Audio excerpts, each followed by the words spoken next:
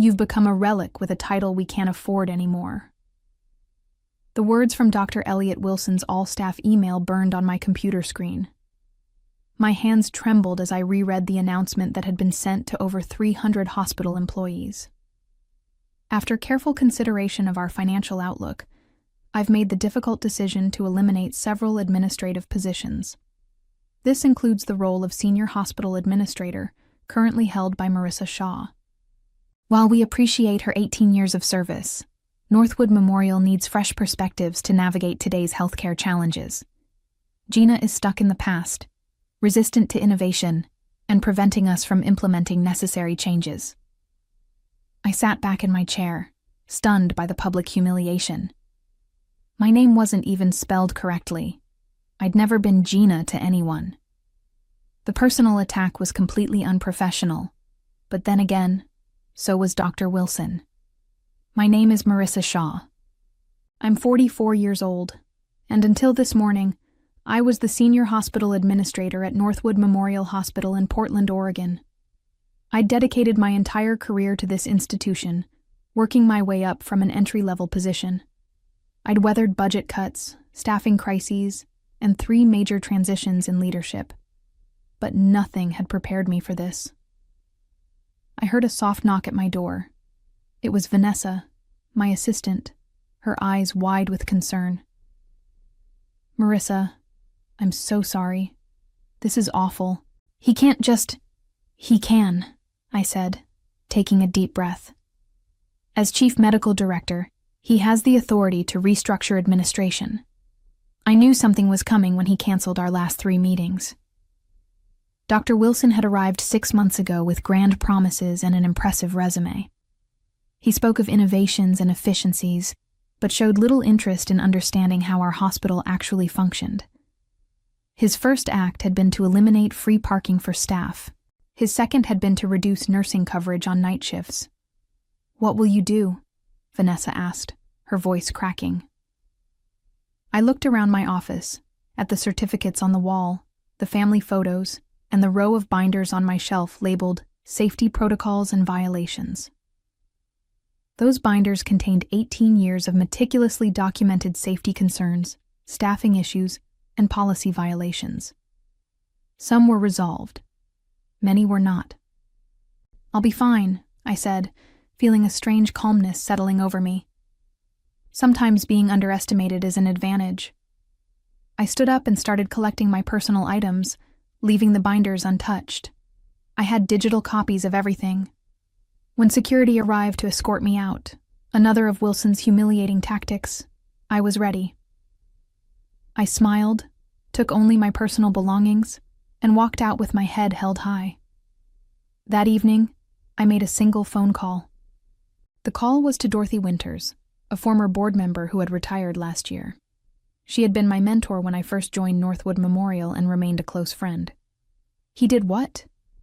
Dorothy's voice rose with indignation when I told her about the email. "That's grounds for a defamation suit, Marissa." "Maybe," I said, pouring myself a glass of wine as I sat in my darkened living room. "But that's not the route I want to take." I explained to Dorothy how Dr. Wilson had been systematically dismantling safety protocols over the past 6 months, how he'd reduced nurse-to-patient ratios on oncology and pediatric floors, how he'd extended shifts for surgical staff beyond what was considered safe, how equipment maintenance schedules had been stretched to cut costs. "The problem is," I continued, "he's been clever about it. Each change is presented as temporary or justified by some industry trend he's misinterpreting. The board sees the cost savings but not the risks. And I'm guessing you've documented all of this," Dorothy said. It wasn't a question. Every incident, every complaint, every near miss. I've been building these files since I started at Northwood. 3 hospital directors before Wilson have tried cutting corners, and I've always had the evidence to show why it wouldn't work. What I didn't tell Dorothy was how personal this felt. My mother had been a patient at Northwood 20 years ago. A missed medication and an understaffed night shift had led to complications that extended her hospital stay by weeks. It was that experience that had driven me to pursue hospital administration, to be the person ensuring those mistakes didn't happen to others. I sacrificed everything for that hospital, I said quietly. Relationships, starting a family, vacations. I believed I was making a difference. You were, Dorothy insisted, and you still can. The question is, what do you want to happen now? I took another sip of wine, considering my options. I could walk away with a severance package and find another position. I could file a wrongful termination lawsuit. I could retire early as Wilson intended, or I could fight. I want to protect the patients, I said finally, and the staff who are being pushed to their limits, but I need to be strategic about this. Smart, Dorothy agreed. Wilson has the board's ear right now, but that can change quickly if the right information comes to light. I glanced at my laptop, thinking of the files I'd been maintaining. Years of documented safety violations, staffing concerns, and policy breaches. Concrete evidence that could not be dismissed as the complaints of a disgruntled former employee. Give me a few days, I said. I need to organize my thoughts and my evidence. 3 days after my humiliating dismissal, I sat at my dining room table surrounded by printouts of emails, policy documents, and incident reports. I'd spent hours organizing the most compelling evidence of safety violations under Dr. Wilson's leadership. My phone buzzed with a text from Jessica Palmer, the night shift charge nurse in the emergency department. You wouldn't believe what happened last night. 2 nurses called out sick and weren't replaced. We were at dangerous levels all night. A patient with chest pain waited 4 hours to be seen. Wilson says it's the new normal, and we need to adapt. I added this to my growing file. It wasn't just anecdotal evidence anymore. The statistics showed a clear pattern. Incident reports had increased 37% since Wilson took over. Near misses, potential errors caught before they harmed patients, were up 42%. Staff turnover had doubled. My doorbell rang, interrupting my thoughts. I opened it to find Vanessa standing there with a takeout bag. I figured you weren't eating properly, she said, pushing past me into the kitchen. Also, I have updates. As she unpacked containers of Thai food, Vanessa filled me in on the chaos at Northwood. Wilson announced your replacement today. It's his former colleague from Chicago, Thomas Barton. No healthcare administration experience, but apparently a visionary in healthcare economics. I snorted. Translation: he knows how to cut costs regardless of impact. Exactly, Vanessa nodded. Oh, and they're implementing a new staffing model next week. Nurses will cover more patients, and they're cutting support staff hours. Has anyone raised concerns? I asked, though I already knew the answer. Catherine in nursing tried. Wilson told her if she couldn't handle the workload, perhaps she should explore opportunities elsewhere. Catherine Morris had been Northwood's nursing director for 15 years. She was respected, efficient, and uncompromising when it came to patient safety. If Wilson was pushing her out too, the situation was worse than I thought. What's your plan? Vanessa asked, studying my expression. You have that look you get when you're plotting something. I hesitated. Vanessa was loyal, but involving her could put her job at risk. I'm considering my options, I said carefully. The most direct route would be going to the board with evidence of unsafe practices, but Wilson has them convinced he's saving the hospital from financial ruin. What about the healthcare authority? Vanessa suggested. An anonymous tip about safety violations would trigger an investigation. I'd considered this, but regulatory investigations moved slowly, and Wilson could cover his tracks. I needed something more immediate. I'm thinking I might need to approach this from multiple angles, I said. The regulators, yes, but also the medical staff who have concerns, the patients who've experienced declining care, and possibly the media. Vanessa raised an eyebrow. Going nuclear, huh? Not yet, I replied. But I'm preparing for all possibilities. What I didn't say was how angry I felt. Not just about losing my job, but about the disregard for safety I'd spent my career protecting. Wilson wasn't just pushing me out. He was undoing years of work that kept patients safe. I thought about the binders in my office, the evidence I'd accumulated, and made a decision. It was time to act.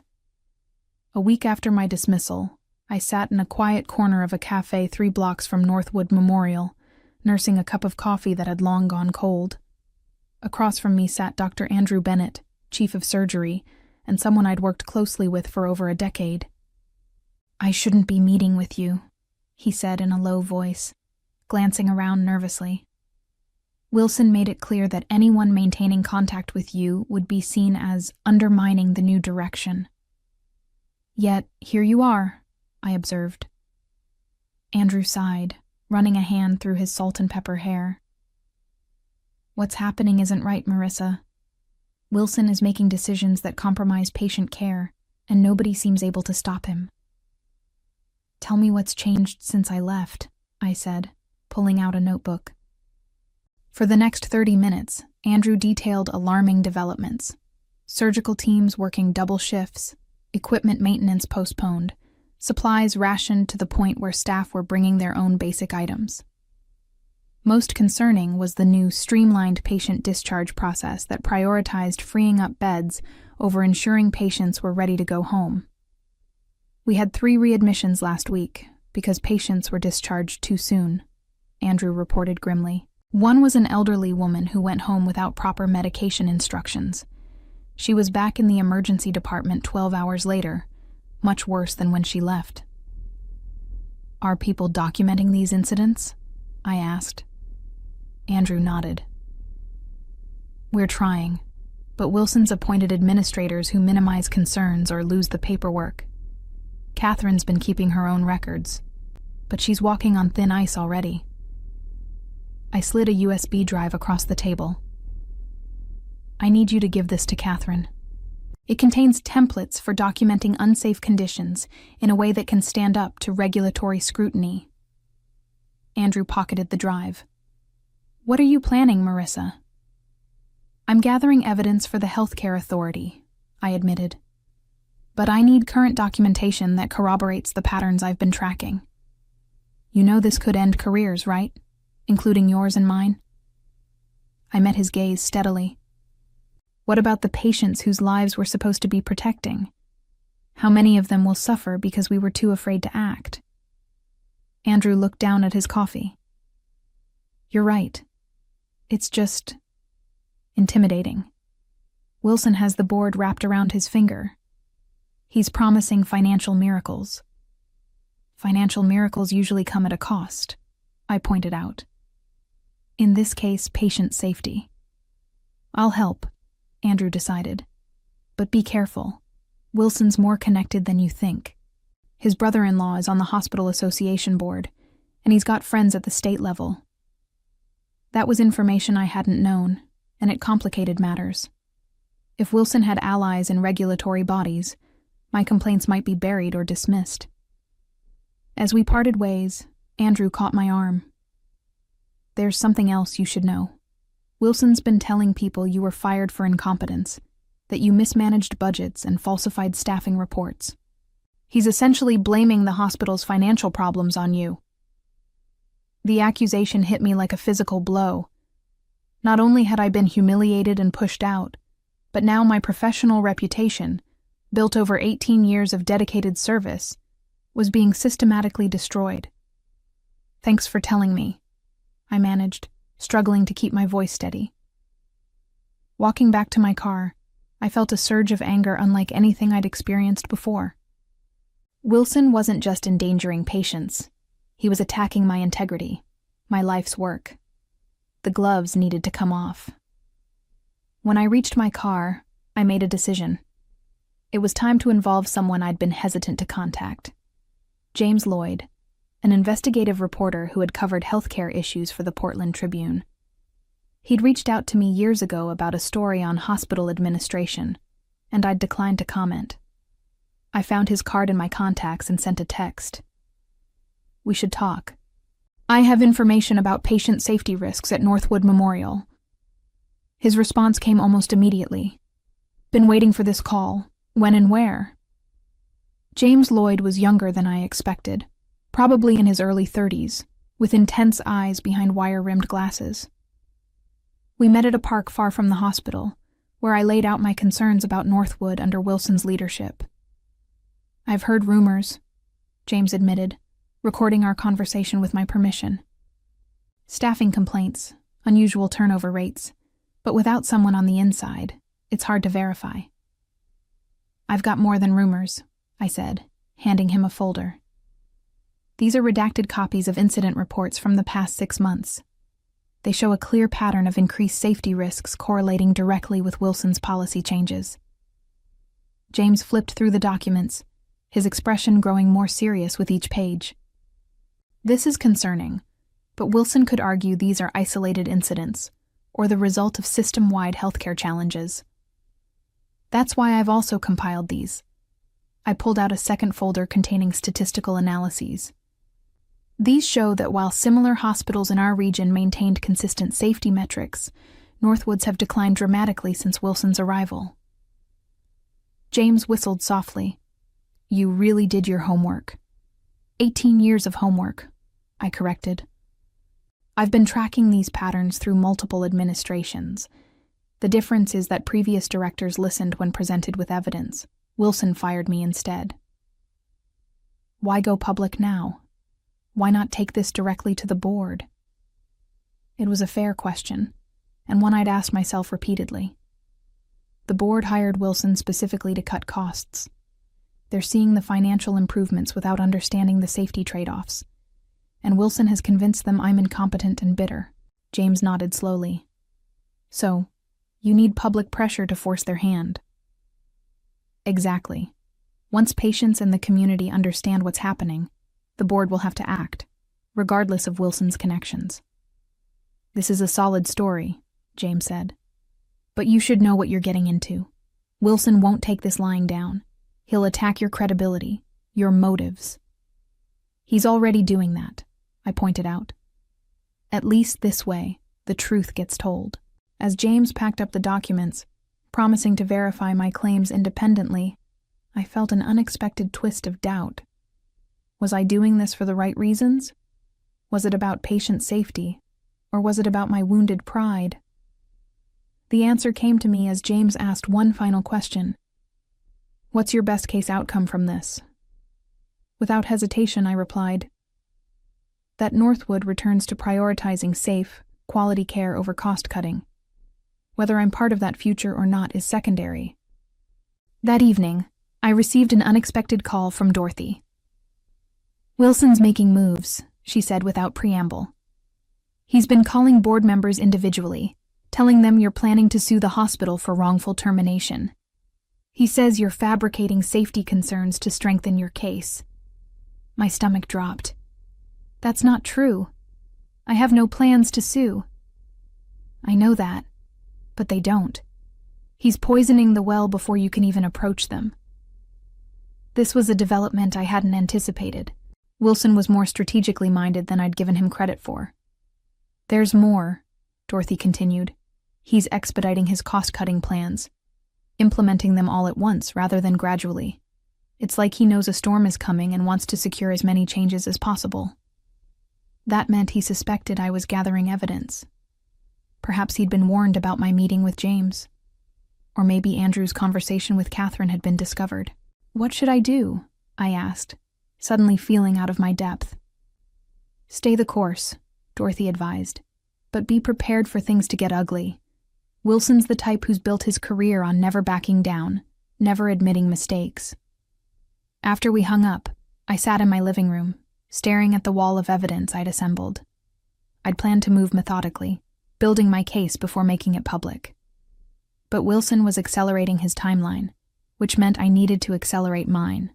I texted James, "How quickly can you run the story?" The headline appeared 3 days later. "Patient safety concerns plague Northwood Memorial Hospital." James had worked quickly, verifying my claims with other staff members and comparing Northwood's safety metrics with state averages.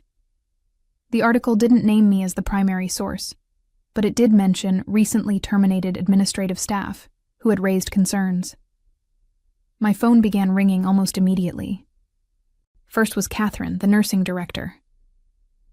"It's a madhouse here," she reported. "Wilson called an emergency meeting for all department heads. He's furious, demanding to know who talked to the press." "Has he addressed any of the safety concerns?" I asked. "Not at all. It's all about controlling the narrative and identifying the traitors. He's threatened termination for anyone found to have spoken to reporters." Next was Andrew, who had a more measured take. "The medical staff are quietly celebrating. Someone finally said what we've all been thinking. The board is in emergency session right now." The most surprising call came from James himself. "You need to turn on Channel 4 right now." I flipped on the television to see Dr. Wilson standing at a podium, hospital administrators flanking him. His expression was grave as he addressed the cameras. "The allegations printed in this morning's Tribune are categorically false," he stated firmly. "Northwood Memorial maintains the highest standards of patient care. These fabricated concerns appear to stem from a former employee who was terminated for incompetence and has been engaged in a vendetta against this institution." He went on to describe me, not by name but clearly identifiable, as disgruntled, resistant to necessary change, and willing to damage the hospital's reputation out of spite. "We have retained legal counsel," Wilson continued, "and will be exploring our options regarding this defamatory article." I muted the television, my heart racing. He was attacking me publicly, questioning my integrity and professionalism. "You've got him running scared," James said over the phone. "But this is just the beginning." "What happens next?" I asked. "Next is when things get interesting. The state healthcare authority contacted me after the article ran. They want to see all the documentation." This was faster than I'd expected.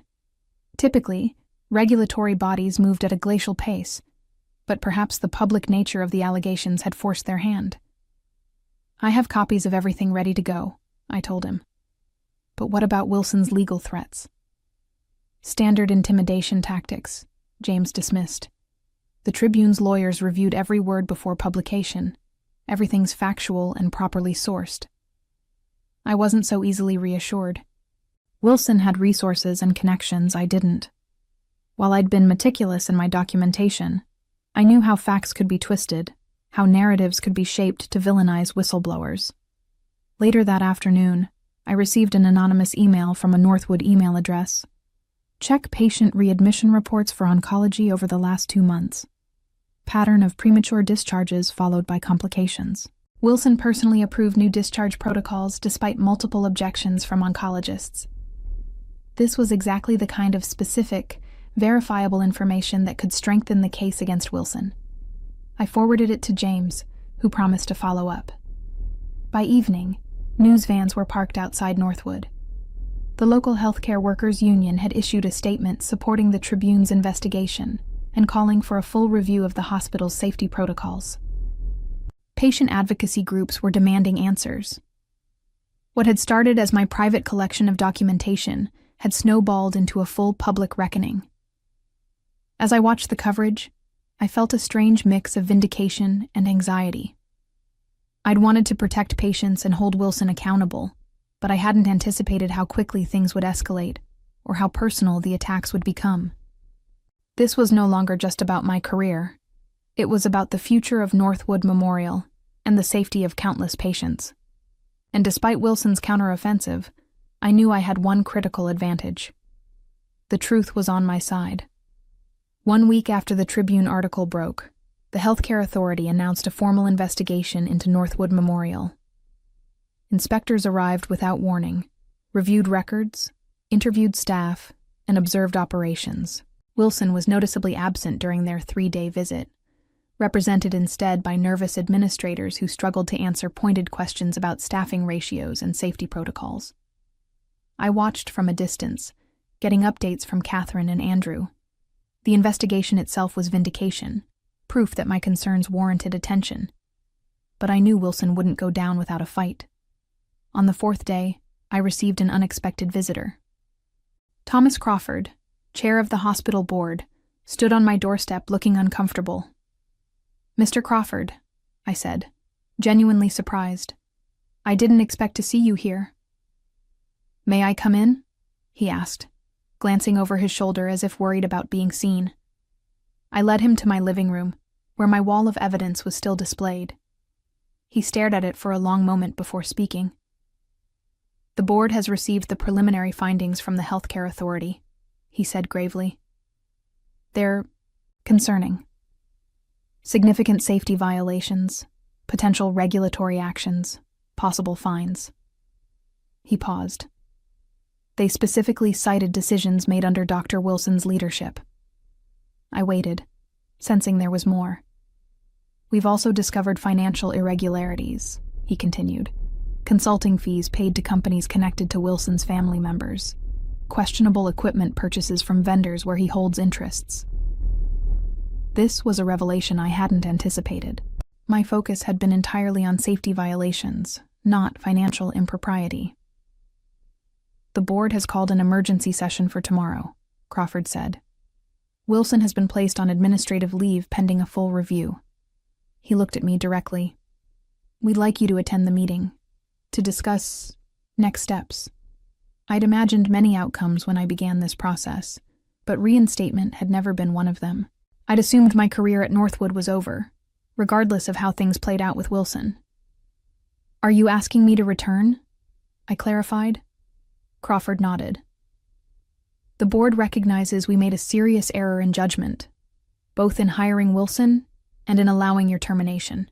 Your knowledge of the hospital's operations is exactly what we need right now." The board meeting was tense, with members clearly divided on how to proceed. Some, including Crawford, acknowledged the errors in judgment regarding Wilson.